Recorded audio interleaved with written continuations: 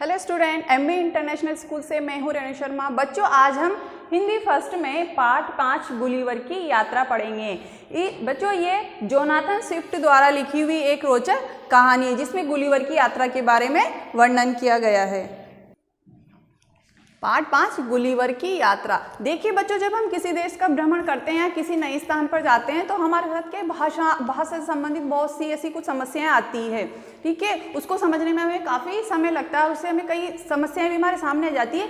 ऐसी ही एक समस्या आई थी गुलिवर के सामने। बच्चों, एक यात्री था और इसको यात्राएं करने का बहुत शौक था और वो अपनी यात्रा के दौरान ऐसे देश में जाके फंस जाता है, ऐसे देश में चला जाता है जहाँ पर लोग अजीब, वहाँ की भाषा अजीब, वेशभूषा अजीब। उसको वहाँ पर किन किन समस्याओं का सामना करना पड़ता है, लेकिन उन समस्याओं का वो किस तरह से निदान पाता है, किस तरह से उन समस्याओं का सामना करता है, वो इस हम पाठ में पढ़ेंगे। गुलिवर बच्चों एक जहाज पर काम करने वाला एक यात्री था। उसको जहाज पर काम करना बहुत अच्छा लगता था और उसको यात्राएं करना भी बहुत अच्छा लगता था। वो देश विदेश की कई यात्राएं करता था। इस बार वो एक नए सफर पर निकला। इस बार भी वो यात्रा करने निकला। अचानक तूफान में उसका जहाज फंस जाता है। सभी यात्री, जब तूफान में जहाज फंस जाता है तो सभी यात्री किसी न किसी तरह से उसमें पानी में डूबने लगते हैं, लेकिन ये समुद्र के किनारे आ जाता है और एक ऐसे नए विचित्र देश में आकर पहुंच जाता है जहां पर उसको देखकर ही बहुत अचरज होता है। ये बहुत थक जाता है। वो जब किनारे पे आता है तो थकावट के मारे उसको नींद आ जाती है, वो वहीं सो जाता है। लेकिन जब उसकी नींद खुली तो उसने अपने आप को पतले पतले धागों में बंधा हुआ पाया। उसके अचरज की, उसके आश्चर्य की सीमाएं नहीं रही थी जब उसने देखा कि उसकी छाती पर, उसके ऊपर एक 6 इंच का पतला दुबला सा आदमी खड़ा हुआ था। इतना छोटा आदमी उसने पहली बार देखा था, क्योंकि वो तो उस इतने छोटे से छोटे लोगों के देश में आ गया था और उस स्थान का नाम क्या था? लिलीपुट नामक एक वो द्वीप पर आ गया था जहां पर बहुत ही छोटे छोटे लोग निवास करते थे। कुछ देर बाद उसी के जैसे छोटे छोटे लगभग 40 आदमी उसके शरीर पर चढ़ गए। उनका नेता हाथ में तीर कमान लिए हुए था। गुलिवर ने जोर से एक चीख मारी जिससे सुन के वे सब भाग खड़े हुए। जब उसके ऊपर वो 30-40 आदमी चढ़ गए तो उसको तो आश्चर्य हुआ कि ये क्या छोटे छोटे से, ये क्या जीव मेरे ऊपर आ रहे हैं। तो वो चीखा वो जोर से कि जैसे डर के मारे यहाँ से भाग जाए। किंतु थोड़ी ही देर में वे सब फिर से इकट्ठा हो गए और उनमें से एक ने अपना हाथ ऊपर उठाया और जोर से चिल्लाकर क्या बोला? हे कीना देगुल। बच्चों, ये एक उनकी भाषा थी, वो कुछ संकेत देना चाहता था तो उनकी भाषा में क्या बोला वो? हे कीना देगुल। उसके सभी साथियों ने इस आवाज को दोहराया। वो कुछ संकेत देना चाहता था। जब उस व्यक्ति ने, वो जो नायक था उनका, उन्होंने इस तरह से बोला तो उसके जो सभी साथी थे उन्होंने भी ये शब्द को दोहराया। गुलिवर की समझ में कुछ ना आया। वो कुछ भी नहीं समझ पा रहा था कि क्या हो रहा है मेरे साथ में। उसने उठने की कोशिश की। वे धागे टूट गए जिनसे उसे बांधा गया था। गुलिवर की समझ में आ गया कि जिन्हें वो धागे समझ रखा था, वहां के वो उस जगह के वो रस्से थे। जब वो नींद में था, लेटा हुआ था, तो उसको क्या सब जगह से पतले पतले धागों से उसको बांध दिया था। अब वो तो बड़ा विशालकाय व्यक्ति था तो उसको तो जो धागे थे वो उनके लिए रस्से थे। उसको बाद में समझ में आया जब उठने लगा कि अरे ये तो इस स्थान के रस्से हैं जो उसके लिए पतले पतले धागे थे। जैसे ही गुलिवर उठकर बैठा, उस पर तीरों की बौछार होने लगी। वे तीर उसे सुई की भांति पीड़ा दे रहे थे। उनके तीर छोटी छोटी सुई के भांति उसके आकर चुभ रहे थे और सबके सब जो सैनिक थे उसके ऊपर तीरों की बौछार करने लगे। लेकिन उसको किस तरह की पीड़ा हो रही थी कि जहीं मेरे शरीर में कहीं सुइयां हल्का से चुभन हो रही है। अंत में गुलिवर ने हार मारने का अभिनय किया कि देखिए मैं हार मान लेता हूँ, ये क्या लोग, ये क्या चाहते हैं मेरे से, क्या करेंगे मेरे साथ में। तो हार मारने का अभिनय करता है और वापस लेट जाता है। थोड़ी देर बाद गुलिवर के पास ही उन लोगों ने एक मंच बनाया, क्योंकि तो बहुत छोटे छोटे लोग थे, उससे सामने खड़े होकर बात नहीं कर सकते थे। जहां पर वो लेटा हुआ था, जहां पर वो सोया हुआ था, वहीं पर एक मंच बनाया। उस पर एक व्यक्ति भाषण देने लगा। वो उन्हीं की भाषा में कुछ समझा रहा था, कुछ बोल रहा था उसके बारे में।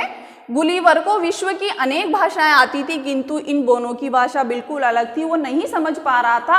गुलिवर देश विदेश की यात्रा करता था बच्चों, तो उसको लगभग सभी देशों की भाषाएं आती थी, लेकिन वो ऐसे एक नए विचित्र देश में पहुंच गया था जो कि बोनो का देश था। वो इनकी भाषा को बिल्कुल भी नहीं समझ पा रहा था। उसके लिए एक बहुत ही विचित्र अनुभव था।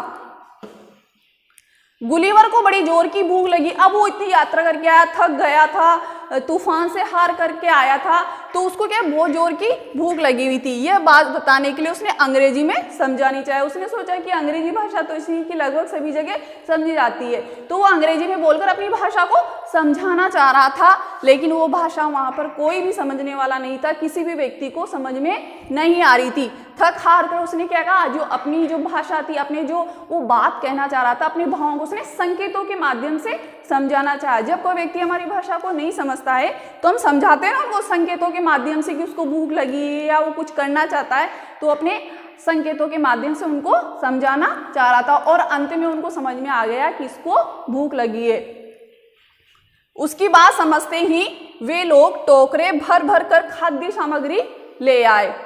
उस देश के हिसाब से यह सामग्री सैकड़ों व्यक्तियों के लिए पर्याप्त थी, लेकिन गुलिवर के लिए उसकी मात्रा बहुत अधिक नहीं थी। गुलिवर ने जब भोजन करना बंद कर दिया तो वहां के लोगों की खुशी नहीं रही, क्योंकि वहां के तो 6 इंच के छोटे छोटे लोग, अब उनके तो क्या खिलौने जैसे छोटी छोटी टोकरियां भर के वो भोजन लाए। अब वो इतना भोजन खा चुका था वो गुलिवर, जिससे वहां की सैकड़ों व्यक्तियों का पेट भरा जा सकता था। लेकिन जब उसने खाना बंद कर दिया तो उन लोगों ने खुशी मनाई और तालियां बजाई कि देखो कितनी भोजन सामग्री हमारी बच गई है, तो राक्षस टाइप का इतना भीम का है व्यक्ति, ये तो हमारे पूरे राज्य का ही भोजन खा जाएगा। जब उसने खाना बंद कर दिया तो उनको बहुत खुशी हुई कि चलो इसने खाना बंद कर दिया, अब हमारे राज्य का भोजन बच जाएगा।